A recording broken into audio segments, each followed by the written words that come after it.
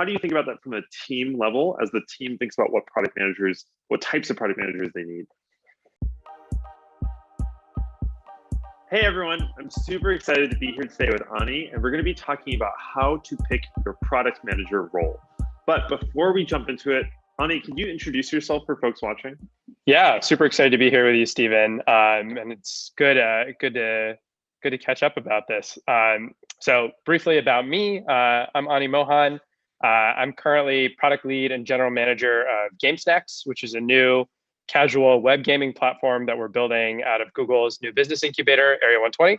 And part of that, I was a product manager on a couple different teams at Google, on the Chrome team and the Next Billion Users team. Awesome.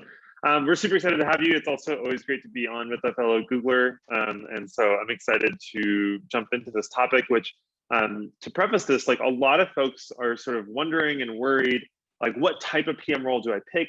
And product management is known for being so nebulous, and there's a lot of different categories of roles and things like that. So today, Ani and I are going to try to demystify that for you so that you can figure out like which role is the best role for you. And so we're going to talk about this maybe first, Ani, like from the perspective of like what different teams might need. And so like would love to hear your thoughts on like, how do you think about that from a team level as the team thinks about what types of product managers they need? Yeah, I find product management to be a particularly fascinating role for a few different reasons. One is I think the name itself is somewhat of a misnomer. The name is product management, but in practice, you end up spending relatively little time focusing on the product. In many ways, it's often more about the people, and you're often rarely a manager, especially in your early product management roles. And so the role is all about influence without authority. And part of why I bring that up is because it's so people-centric. The part of the job that most influences what the actual role is like is the types of people who you're working with and what the ultimate goals are of the team that you're working for.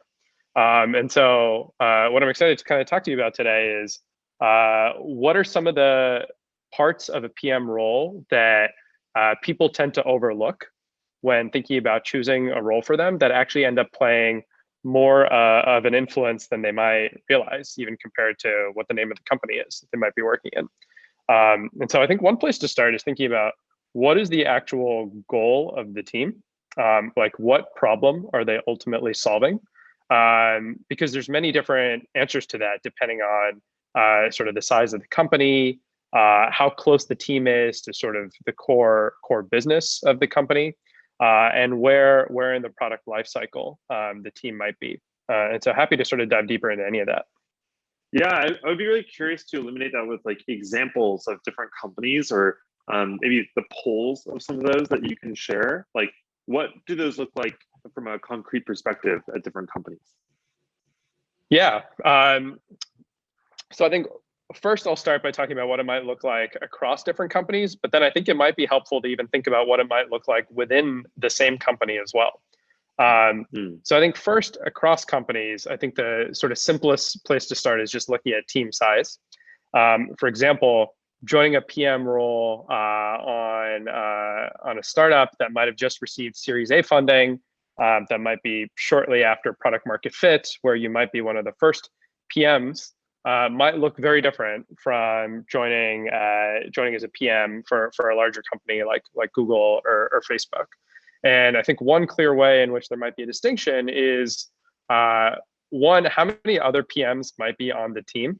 Like if you're joining a very small company, like a Series A style company, you might be one of the first PMs on the team. And so the company might not even have a good understanding of what a PM does, what the purpose of a PM is, or even a notion of what it looks like in a full-time role. Like the product decisions might in practice be made by one of the founders. And so a big part of that job is just even helping the company come to appreciate what the purpose of a product manager is. And what I've sort of discovered when advising people in those types of roles is you spend a large part of your job just advocating for what a PM even does and helping the company sort of understand the processes that go into creating a product management function.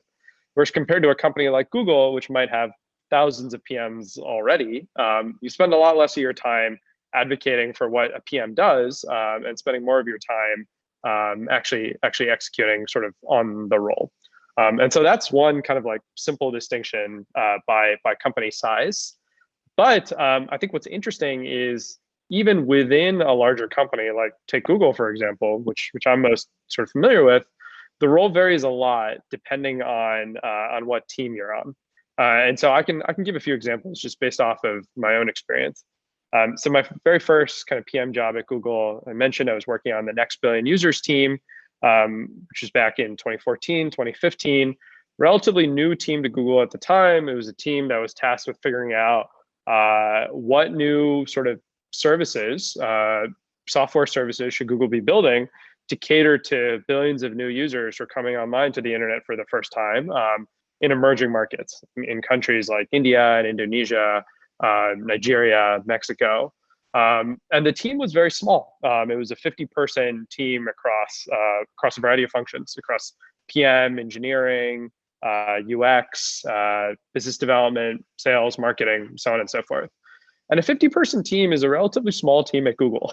And so a large part of what I ended up spending my time working on was just coming up with the core strategy of what Google should be doing, taking stock of, and I was particularly focused on sort of the entertainment verticals, so thinking about what should Google's sort of position in entertainment look like for first-time internet users in India and Indonesia. And so a large part of my time was spent just surveying the market landscape, working a lot with external kind of consulting companies, spending a lot of time with sort of our analyst teams to just do a bunch of market research, and really help develop a position for what entertainment kind of looked like in rural India. And so that role in many ways kind of felt analogous to like a consulting role that someone might be working on if they join a big consulting firm, which is not necessarily what people think of when they think about product management. It was very much my kind of lived reality day to day. And then I contrast that with my second role at Google, which was working on the Chrome team, where I was working on a developer facing role. So my job was working on figuring out what new APIs we should add to the web to help web browsers connect with physical devices around them over Bluetooth and NFC and Wi-Fi. And so it was very much kind of an Internet of Things role meets the web. So super different from what I was working on initially. And my main audience that I was thinking about was developers. And so, that's another key difference, I would say, is who is the ultimate audience that you're serving? In that initial role that I was working on with the Next Billion Users team, the main audience was our executive stakeholders. It was not end users per se. The goal was to come up with a strategy for what entertainment in India should look like for execs to figure out how they should invest. Whereas my second role was end developers, web developers, and helping them be successful with building web apps that let them connect to devices around them. And so my day-to-day experience was very different, even though I was a Google PM, on both roles.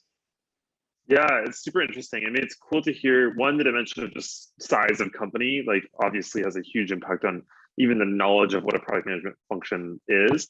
But then also within the company, it sounds like just like super dramatic differences because of the audience size and all that kind of stuff. I'm curious, like, as you think about those roles and think about like people who are evaluating those roles, are there any questions that would be helpful to ask? Like the audience question, for example, or questions even to ask themselves before they go into a role to sort of assess the landscape of what these different product management functions look like going into the role? Yeah, it's a good question. I'd say there's kind of like two buckets of questions that I would think about. One is kind of on the realm of yourself and how you're trying to grow. So what specific skills are you trying to develop? I mean, the PM role is extremely multifaceted, as I'm sure a lot of your viewers are starting to get an appreciation for. And so I would think really critically about what are the types of skills that you want to hone. Is it around storytelling, which are often the skills that you need to develop when you're working on a team that is much earlier stage, where the product might be not as well defined, and people still need to get bought into what the product direction to look like. I think in those types of environments, you're forced to, as a PM, figure out how to tell stories that resonate and get people to buy into a vision. Or is the main thing that you're focused on is quantitative analysis, for example. In that first role that I was talking about, the Next Billion Users team, big part of what I was doing was digging through hardware sales forecasts in different countries. And again, kind of exercising skills that maybe people might roll and might develop in something that might be more of a consulting role. And so like thinking really critically about what skills you want to develop, because not all PM roles sort of attack different skills equally. So that's kind of one area to dig into. But the other area to dig into is a little bit more external facing, which is thinking about how is the PM ultimately measured when it comes to their success? Like what are they incentivized to achieve? And that varies a lot by team and role as well. Going back to my own experience, kind of with that Next Billion Users team, I was not assessed based off of whether or not users ultimately used the product that I was working on, because we were pre-product. I was assessed based off of the quality of the strategy that we presented, and the main audience again was our internal exec team. It was very different from the second role, where I was focused on actually getting developers to adopt the APIs that we were building. So much more of like an external facing adoption metric. And I would really kind of dig critically when you're assessing different roles as to how are you actually measured for success? Because I think often PMs think it's tied to some sort of an end user facing metric. And that might ultimately be the case on a long enough time horizon, but might not actually be the case for you for the first year or two of your job, because the product might still be very early. Yeah, I think it's a really interesting point. Like, yeah, like when you think about product management, you often think that it's so complex that like there can be different outcomes or goals for a product manager, which almost lends itself to like different product manager archetypes in different companies. I am curious, like, you know, as a viewer kind of thinking here, like, oh my gosh, there's all these roles, there's all these types and all that kind of stuff. Do you have any like navigational advice for people as they think about, gosh, like, I don't know what type of product manager I can be. And then maybe also, you know, I don't know where to start or like how to start my search or start thinking about that kind of stuff. Any advice on like, yeah, like how to sort of navigationally think about the directions of all these different roles that exist? Yeah. I think there's a few different ways that you can approach PM roles, and I think it's actually quite analogous to figuring out what the early stages of starting a company might look like, actually. And let me make that concrete. So my current role is I'm running a gaming team out of Google's new business incubator, Area 120. So yet a different, you know, part of Google. It's much more startup-y, kind of earlier stage. And one of the things I've realized is there's a few different ways that you could sort of begin the early stage of anything, whether it's starting a new product or looking for a new role. When it comes to PM, I think first is thinking about sort of a people-centric approach, like who are the types of people you want to work with. I think the second is thinking about a more technology-centric approach, like what types of technology are you interested in learning more about and becoming an expert in. And the third is, I think, more of a problem-centric approach, like what type of problem do you want to solve? And what I would sort of suggest is that people-centric approach has a disproportionate impact on what your day-to-day is like, whether it's, you know, starting a new product or starting a new product role. And I think one way to think about that concretely is like, who are the types of functions that you like spending a bunch of time with? I think one of the things about the PM role is it's super cross-functional. You know, one day you might be spending a bunch of time working with the engineering and design team. The next day you might be spending a bunch of time working on go-to-market functions, you know, working with the marketing and partnerships and sales teams. And yet another day you might be spending a bunch of time working kind of with a more executive audience and sort of getting aligned on strategy. And so I think spending time like introspecting yourself, and if you don't have a good sense yet, meeting people from different functions and seeing who are you most energized to kind of be around? Like, I think for me, one of the things I discovered is I love being around engineers and designers, especially designers, and I love being around marketers. And I think that sort of led me to naturally kind of realize that I love being in consumer facing roles and working on consumer products, and especially being around during the early stages of building a consumer product. That might be very different, from someone who might really love working super closely with like backend engineers, or someone who might love working super closely with a sales team. Someone who might love working with a sales team maybe is more naturally drawn to working on a SaaS business, and joining a company that's really focused on growing a SaaS team. Whereas someone who loves working with backend engineers maybe should prioritize working at an infrastructure company. So thinking about kind of what types of functions you like being around is, I think, a really good place to start. I think that's really helpful. One thing that I sometimes have felt, and I'm not sure if you felt too, Ani, is like sometimes I have this grass is always greener feeling in product management. And this will be maybe the last question before I create some space at the end. But I often, sometimes I see people as like, oh, I'm doing so much, back end work. Like I really want to get into the consumer space, or I really want to get into the B2B space and then the B2C space. And sometimes I think that's totally valid, and there's a lot of learning there. But any advice for people who sometimes are just like really yearning for that other role, and maybe realize like, hey, that's actually not. It might be a kind of a grass is always greener phenomenon. I don't know if you've experienced that or had exposure to kind of like the trade-offs of both sides or different types of being a product manager. Yeah, I mean, it definitely resonates, and I would hypothesize that it's a question that's beyond just product management. Maybe that's just like a human question. Grass is always greener. I think, yeah, I mean, I can probably most speak to how I've personally dealt with it. Yeah. I think one is recognizing that you're just not going to get it all in any role.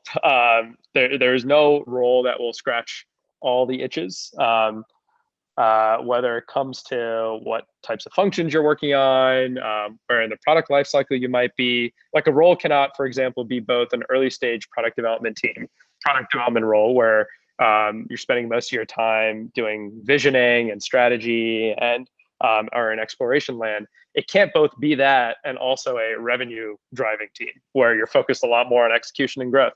It's just impossible. And so I think there's a certain element of just acceptance that you cannot have it all in your current role. But I think another way to deal with that is just thinking over a long time horizon. It's hopefully this isn't the only role you'll ever have. This is the first role that's kind of on a stepping stone to a much broader career that will give you exposure to sort of other parts of the job as well. So I would just think a lot about like, even if you're not getting certain parts of your job checked off right now, whether it comes to certain functions that you're working with, certain skill sets that you're flexing, thinking about how you could do that next and setting yourself up in a position to do that.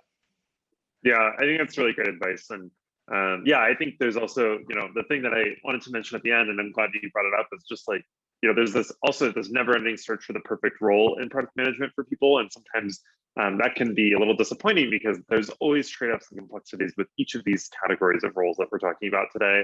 And I think it's really helpful to spend time understanding the nuances, which you've done a great job of kind of explaining and how to think about that stuff.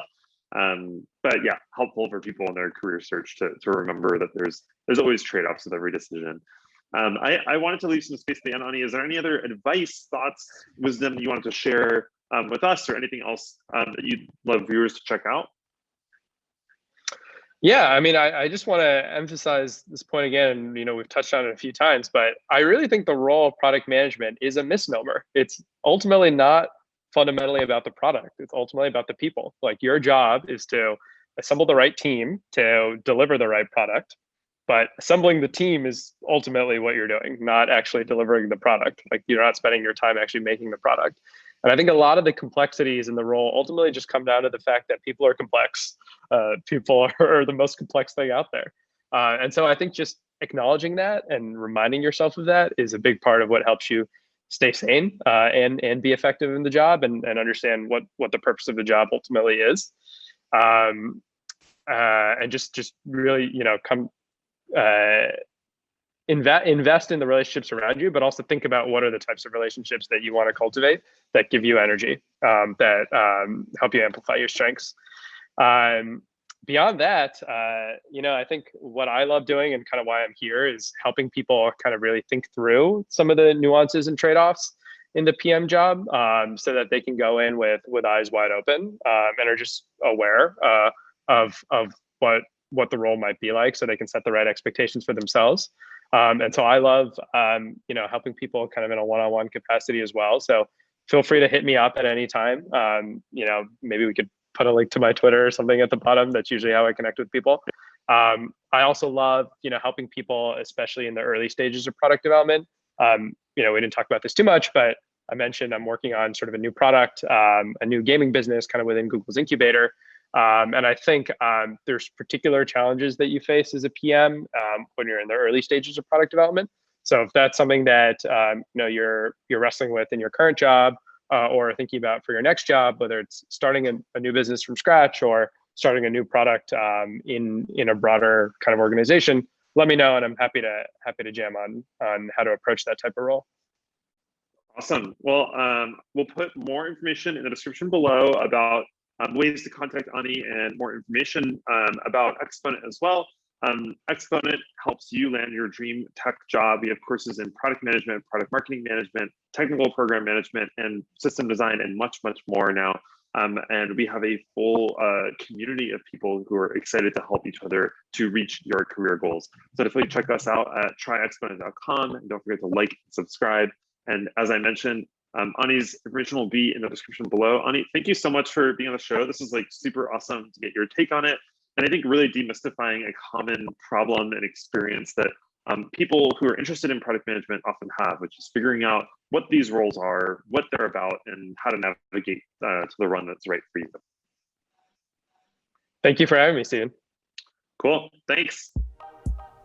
Thanks so much for watching. Don't forget to hit the like and subscribe buttons below to let us know that this video was valuable for you. And of course, check out hundreds more videos just like this at tryexponent.com.